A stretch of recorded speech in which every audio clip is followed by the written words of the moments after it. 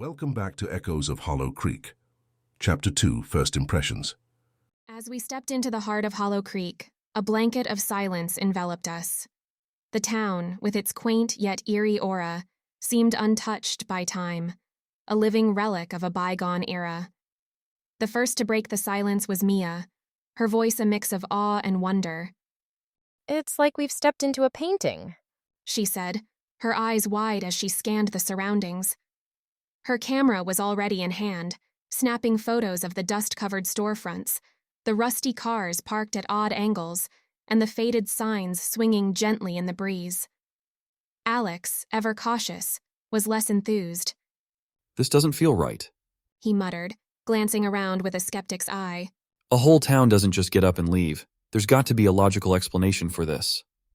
He pulled out his phone, attempting to get a signal, but to no avail.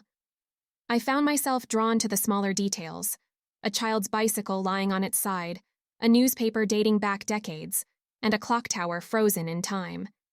It felt like the town was suspended in a moment, a snapshot of life abruptly halted. Jared, who had been quietly observing, finally spoke up, his voice barely above a whisper. "Do you hear that?" he asked, a puzzled look crossing his face. We all stopped and listened, but there was only silence. "It's like the absence of sound. No birds, no wind, nothing." His words sent a chill down my spine. As we ventured further, the town revealed more of its secrets. Houses with doors ajar, as if inviting us in, yet an unspoken fear kept us from entering. A playground with swings that creaked ever so slightly, as if moved by an unseen hand. Mia was captivated by the eerie beauty of it all, her camera clicking away. "There's a story here," she said, her voice tinged with excitement. A mystery waiting to be uncovered. Alex remained pragmatic, his mind searching for rational explanations. "We should be careful. He cautioned. Places like this can be dangerous. Old structures, hidden wells, not to mention we have no idea where we are." Despite his warnings, the allure of the town was irresistible. It was as if Hollow Creek itself was calling to us, whispering secrets just out of reach.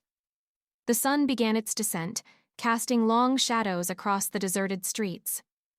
We found ourselves drawn to the town's center, where an old church stood, its doors firmly shut, a stark contrast to the open vulnerability of the other buildings. I approached the church, feeling a strange pull towards it. The wooden doors were adorned with intricate carvings, now worn and faded.